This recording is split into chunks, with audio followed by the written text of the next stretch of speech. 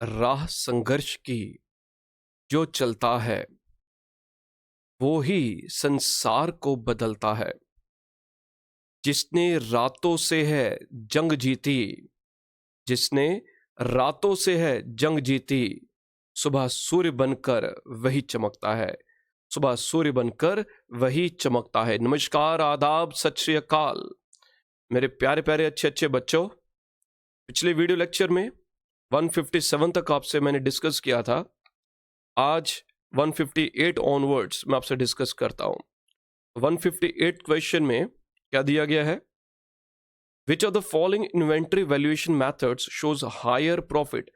कौन सा मेथड है जो हायर प्रॉफिट शो करता है in the period of rising prices? So we are having FIFO method, we are having LIFO method, we are having बेटा average method. FIFO means first in first out, जो पहले आएगा वो पहले जाएगा। LIFO means last in first out, जो last में आएगा वो पहले जाएगा। मैंने आपसे पिछले लेक्चर्स में डिस्कस किया था कि बिजनेस के लिए हमारे लिए कौन सा फायदेमंद है। जब राइजिंग प्राइजेस होंगे तो हमें LIFO मेथड अडॉप्ट करना चाहिए। वो हमें कौन सा मेथड अडॉप्ट करना चाहिए? LIFO। बट इसमें क्या क्वेश्चन है? इसमें जो क्वेश्चन है कि कौन से मेथड से ज्यादा प्रॉफिट शो होता है, कौन से मेथड से ज्यादा प्रॉफिट शो होता है। तो LIFO हमें अडॉप्ट करना चाहिए। क्यों अडॉप्ट करना चाहिए? क्योंकि उससे हमारा प्रॉफिट कम शो होगा, और अगर कम प्रॉफिट शो होगा तो हमें कम टैक्स पे करना पड़ेगा। तो इसलिए हम प्रेफर करते हैं, ये बिजनेसमैन प्रेफर करता है कि राइजिंग प्राइसेस में वो LIFO मेथड को अडॉप्ट करे, so that they should be minimum profit, come profit हो। तो राइजिंग प्राइसिंग में बेटा अगर इसमें मिनिमम प्रॉफिट शो हो रहा है LIFO में, तो ज्यादा प्रॉफिट किस में शो होगा? तो ज्यादा प्रॉफिट जो होगा वो FIFO मेथड में होगा। इसलिए वो FIFO मेथड को प्रेफर नहीं करते, क्योंकि अगर ज्यादा प्रॉफिट होगा तो ज्यादा टैक्स पे करना पड़ेगा। शो ज्यादा प्रॉफिट हो रहा है, प्रॉफिट के लिए तो काम कर रहे हैं, बट अगर ज्यादा प्रॉफिट शो होगा तो बिजनेसमैन को ज्यादा प्रॉफिट पे करना पड़ेगा। इसलिए वो प्रेफर करते हैं कि वो कम से कम जो है वो प्रॉफिट शो करें। नेक्स्ट वन इज, जो अगला आ जाएगा हमारे पास, इज क्वेश्चन नंबर 159। तो 159 में क्या जाता है हमारे पास? The example of semi variable items include the following except. इनमें से कौन कौन सा सेमी वेरिएबल का खर्चा नहीं है? तो सेमी वेरिएबल का इनमें से खर्चा कौन सा नहीं है? टेलीफोन, बेटा ये भी सेमी वेरिएबल एक्सपेंस है, it is semi variable. Except का मतलब कौन सा नहीं है? रिपेयर्स एंड मेंटेनेंस भी सेमी वेरिएबल होता है। कुछ हद तक हमारे खर्चे होंगे जो कुछ एक्सटेंट तक वो फिक्स्ड होंगे, और कुछ लिमिट तक वो वेरिएबल होंगे। To some extent fixed, to another extent it is variable, then it is semi variable. अब वो क्या होगा? सेमी वेरिएबल होगा। So telephone, repairs and maintenance ये भी सेमी वेरिएबल है। Depreciation of plant and machinery ये भी सेमी वेरिएबल है। So insurance of plant and building ये हमारा फिक्स्ड होता है, ये सेमी वेरिएबल नहीं होगा। ठीक है जी बेटा, ये आगे ऑलरेडी टिक कर दिया, क्योंकि मैं तीसरी बार ही वीडियो शूट कर रहा हूं। तो ऑलरेडी 2 बार वीडियो बना रहा था रिकॉर्डिंग की, बट कहीं बीच में जाकर कुछ टेक्निकल एरर की वजह से तो यहां पर मैंने पहले सब टिक किए थे, तो ईजी हो गया।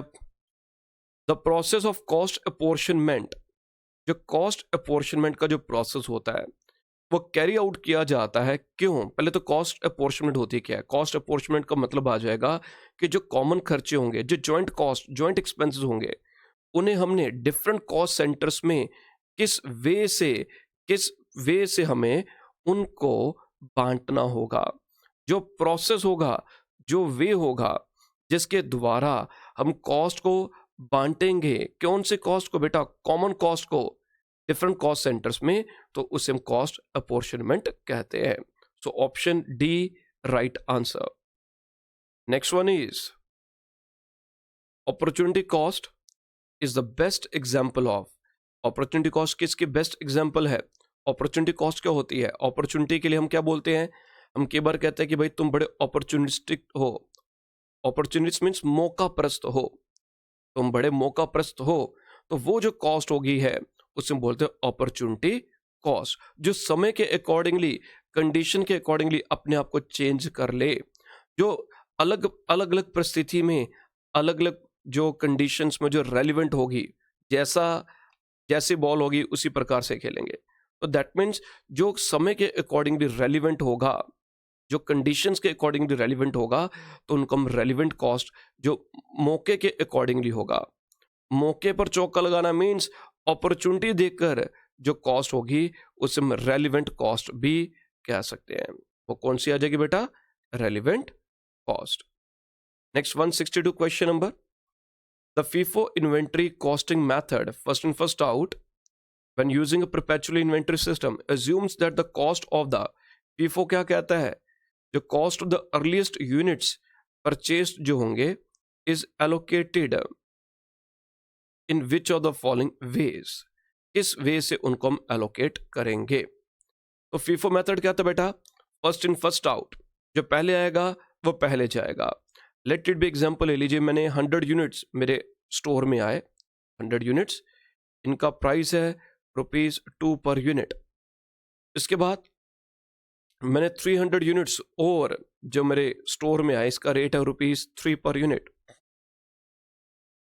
Then 200 units at the rate of ₹2.5 per unit. तो 2.5 पर यूनिट है, तो 100 यूनिट्स है ₹2 के, 300 यूनिट्स है ₹3 के, 200 यूनिट्स है 2.5 के। अब ये हमने परचेज किए, अब जितने यूनिट्स परचेज किए, ये स्टोर से जब ये कहाँ पर जाएगा? प्रोडक्शन के लिए जाएगा। जब हम प्रोडक्शन करेंगे तो ये जो स्टोर से कहाँ पर जाएगा? प्रोडक्शन के लिए जाएगा, फैक्ट्री में जाएगा, जहाँ पर प्रोडक्शन होगी। तो वहाँ पर एक किसके लिए इशू हुए, ताकि अब इनको हम फर्दर प्रोसेस कर सकें और गुड्स को बना सकें। और हमें उनकी कॉस्ट को फाइंड आउट करना है कि जब हम गुड्स बना रहे हैं उसकी कॉस्ट क्या है। जो गुड्स हम बनाएंगे, गुड्स को हमने बेचना है, तो उनकी कॉस्ट ऑफ गुड्स सोल्ड को, तो जो यूनिट्स हम सबसे पहले इशू करेंगे, फीफो मेथड में क्या होता है, जो पहले यूनिट्स हम इशू करेंगे वो कॉस्ट ऑफ जो गुड्स सोल्ड होगा उसमें एलोकेट होगा। वो आ गया फीफो मेथड में। और लीफो में क्या होगा? लीफो में क्या होता है कि जो लास्ट की गुड्स हमने रिसीव की थी पहले हम वो इशू करेंगे। लीफो में क्या होगा? जो लास्ट वाली गुड्स इशू की जाती है किसके लिए? कॉस्ट ऑफ गुड्स सोल्ड को फाइंड आउट, या उसमें किसका योगदान होता है? लास्ट वाली गुड्स जो होंगी they become part of the cost of goods sold in case of LIFO, and in case of FIFO जो पहले वाली गुड्स होंगी they become the part of the goods sold. जो गुड्स हम बेचेंगे उसकी कॉस्ट क्या आ रही है? तो first to be allocated to the cost of goods sold. Question number 163. The next one. A firm uses its own capital or uses its owner's time. जब वो अपनी कैपिटल फॉर्म यूज करती है, या जो ओनर का टाइम या उसके फिनेंशियल रिसोर्सेज यूज किए जाते हैं, ये किसकी एग्जाम्पल है? ये बेटा जो एग्जाम्पल है ये इम्प्लिसिट कॉस्ट की एग्जाम्पल है। इम्प्लिसिट कॉस्ट जो आ जाएगी, ठीक है। नेक्स्ट वन इज इम्प्लिसिट होती है, कॉस्ट होती है, और एक एक्सप्लिसिट कॉस्ट होती है। If direct material is equal to 12,000, direct labour 8,000 and other direct expenses, या cost is 2,000, then what will be the prime cost? Prime cost क्या होती है? जितने भी डायरेक्ट खर्चे होंगे, either it can be in the form of direct material, either in the form of direct labour, और in the form of direct expenses, इन सब का जब हम सम टोटल करेंगे then this will become the prime cost. ये क्या बन जाएगी? प्राइम कॉस्ट होगी। तो prime cost is nothing else but sum total of all the direct material, labour and expenses. So 22 is the right answer. Next one, 165th question, wages, rent and materials are examples of. ये किसकी examples हैं? ये बेटा explicit cost की example है। Very simple, पढ़ा होगा आप सब ने, रिवाइज कर लीजिए। जिन्होंने नहीं पढ़ा, मैं एमसीक्यूज आपसे डिस्कस कर रहा हूँ। और अभी मैंने पिछले लेक्चर में आपसे डिस्कस किया था बेटा कि I am going to start very soon, crash course में स्टार्ट कर रहा हूँ। तो जो बच्चे मेरा क्रैश कोर्स ज्वाइन करना चाहते हैं, they can come and they can join my crash course at a very very nominal fee structure I'm charging. ये समझ लीजिए, it is give away, just like give away. I'm not charging a very big amount. It's only 1500 for the full accounts course, online mode, and 3000 for offline mode. So only 1500 and 3000 I'm charging for the full course fees, for the full course accounts का. ठीक है जी. 50 जब तक आपके exams नहीं होते ये तब तक चलेगा. कोर्स हम 50-55 डेज में कोशिश करेंगे कंप्लीट हो जाए. एंड आफ्टर दैट लास्ट में जो डिस्कशंस वगैरह चलेंगी, 1-to-1 face to face discussion. Classes will be held daily on Zoom पर डेली बेसिस पर क्लासेस होंगी. आपके जो अंदर जहन में किंग क्वेश्चंस जो रह जाते हैं, जब तक वो क्लियर नहीं होंगे तब तक आपका जो सब्जेक्ट पर कमांड नहीं बनेगी, तब तक आपके अच्छे नंबर नहीं आ पाएंगे. तो लास्ट में ये 1500, दैट्स योर कॉल, आपकी अपनी चॉइस है. ये ना हो जाए कि लास्ट में 1500 3000 बचाने के चक्कर में 2-3 नंबर रह जाएं. अगर आप कर सकते हैं, अगर आप ऑनलाइन माध्यम से या कोई और सोर्सेज से कर सकते हैं, देन इट्स वेरी गुड, कोई दिक्कत नहीं है. But you feel you need some personal guidance, आपको कोई पर्सनल गाइडेंस या आपको थोड़ा और डिटेल में पढ़ने की ज़रूरत है, तो then this course is for you. This course is for you. Online 1500 and offline 3000. What you are suppose to do is आप 788899301313 इस पर आप व्हाट्सएप करिए. प्रेफर करिए कि कॉल ना करें. अगर उसमें व्हाट्सएप पर अगर क्लैरिटी नहीं होती तो I can give the time, तब आप मेरे को कॉल कर सकते हैं. ठीक है बेटा. And moving towards question number 166. When prices are rising over time, जब प्राइस राइज कर रहे होते हैं, which of the following inventory costing methods will result in the lowest gross margin profit. तो उसमें जब राइजिंग प्राइसिंग में कौन सा लोएस्ट ग्रॉस मार्जिन प्रॉफिट जो होगा, तो हमारे लिए क्या आ जाएगा? LIFO method is the right answer. The main difference between the profit centre and the investment centre, तो प्रॉफिट सेंटर और इन्वेस्टमेंट सेंटर में एक ही जो मेन डिफरेंस आ जाता है, that is regarding the decision making. तो डिसीजन मेकिंग जो process होता है वो ही दोनों में, प्रॉफिट सेंटर और इन्वेस्टमेंट सेंटर के बीच का अंतर आ जाता है. Question number 168. The margin of safety can be defined as, margin of safety क्या होता है? 168 question number. Margin of safety में उससे पहले बेटा ब्रेक इवन पॉइंट का कंसेप्ट आपको मालूम होना चाहिए. Break even point, BEP, break even point means no profit no loss. No loss, ये वो कंडीशन है, ये वो परिस्थिति है जब फर्म को कोई प्रॉफिट नहीं है, कोई लॉस नहीं है. ठीक है जी. तो वो इतनी सेल्स कर रही है ताकि इतने वो रेवेन्यू जनरेट कर रही है कि वो अपने जो फिक्स खर्चे जो है वो मेटअप कर ले, वो अपने फिक्स खर्चों को मीटअप कर ले. तो that is the no profit no loss. Okay जी. तो मार्जिन ऑफ सेफ्टी, और ये होता क्या है? अब ये तो आ गया break even point, no profit no loss. ठीक है. अब मार्जिन ऑफ सेफ्टी क्या होगा? हम हमारी जो एक्चुअल सेल्स या जो बजटेड सेल्स जितनी ज़्यादा होगी, किससे ज़्यादा होगी? ब्रेक इवन सेल से, तो हमारे पास उतना ही मार्जिन ऑफ सेफ्टी है. अगर हमारी एक्चुअल सेल बेटा 2 लाख और ब्रेक इवन पॉइंट सेल्स 1,50,000 है, it is 2 lakh and this one is 1,50,000. How much margin we are having? We are having 50,000 margin. हमारे पास मार्जिन कितने का है? 50,000 का मार्जिन है. तो वो मार्जिन ऑफ सेफ्टी कितनी हमारे पास सेफ्टी के लिए मार्जिन है, मीन्स हमारी सेल कितनी कम हो जाएगी, कितने तक हम बर्दाश्त कर सकते हैं. तो 50,000 तक हमारी सेल में अगर कुछ रिडक्शन आती है तो इतना हमारे पास मार्जिन है. तो ऑप्शंस आप पढ़ लेंगे तो इसमें C option, the excess of budgeted sales. Excess किसका? Budgeted sales means actual sales है बजटेड सेल्स, और ब्रेक इवन पॉइंट सेल्स का जो दोनों का अंतर होगा तो वो क्या हो जाता है? Margin of safety. Question number 169.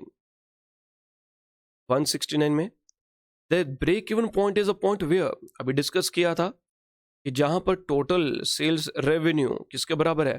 Total expenses के. ठीक है. टोटल कंट्रीब्यूशन, जो टोटल कंट्रीब्यूशन है हमारी, वो किसके बराबर होनी चाहिए? वो टोटल फिक्स एक्सपेंसेस के बराबर होनी चाहिए. और total sales revenue equals to variable expenses नहीं. तो मैंने अभी क्या बताया था कि firm should be able to cover its fixed cost, उसकी अपनी फिक्स्ड कॉस्ट तक वो कवर होनी चाहिए. तो ये ऑप्शन तो नहीं लगेगी. And option D, both A and B. Right answer is both A and B is the right answer. Next one is question number 170. Marginal costing also known as, marginal costing को हम और क्या कहते हैं? तो हमारे पास 170 में ऑप्शंस में क्या क्या दिया गया है? इनडायरेक्ट कॉस्टिंग तो नहीं होती, डायरेक्ट कॉस्टिंग को मार्जिनल कॉस्टिंग कहते हैं, वेरिएबल कॉस्टिंग को भी मार्जिनल कॉस्टिंग कहते हैं. सो बोथ बी एंड सी, हम मार्जिनल कॉस्टिंग को डायरेक्ट कॉस्टिंग और वेरिएबल कॉस्टिंग भी कहते हैं. Next is question number 171. 171 में क्या आ जाएगा?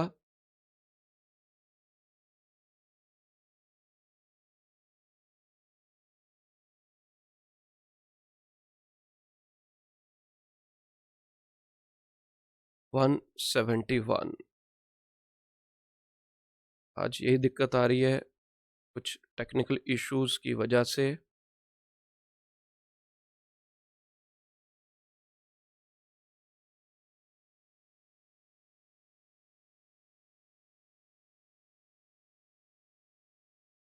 दोबारा तो नहीं, मैं बेटा वीडियो शूट करने के लिए भी कंडीशन में हूं, तो इसी को ऐसे कंटिन्यू करते हैं. तो 171 में ऑप्शन क्या क्या है? Which of the following represents A CVP analysis? CVP equation क्या होती है? This is cost volume equation. CVP cost volume profit जो एनालिसिस होगा, तो इसमें क्या जाता है हमारे पास? इसमें कंट्रीब्यूशन किसके बराबर होती है? सेल्स माइनस वेरिएबल कॉस्ट, और एक और फॉर्मूला होता है sales is equal to fix cost plus minus profit और लॉस. ये दोनों कंट्रीब्यूशन के बराबर है. तो हमारे पास देखते हैं कि इनमें से कौन सी इक्वेशन, सेल्स एक साइड दी है, तो हम क्या करते हैं, अगर कंट्रीब्यूशन इसके बराबर है, कंट्रीब्यूशन इसके बराबर है, ये भी कंट्रीब्यूशन के बराबर है, तो दैट मीन्स ये दोनों एक दूसरे के बराबर होंगे. Sales minus variable cost should be equal to fix cost plus minus, इसी के बराबर होगा. I can write it in this way, sales minus variable cost is equal to fix cost plus minus profit और loss. ये आ जाएगा.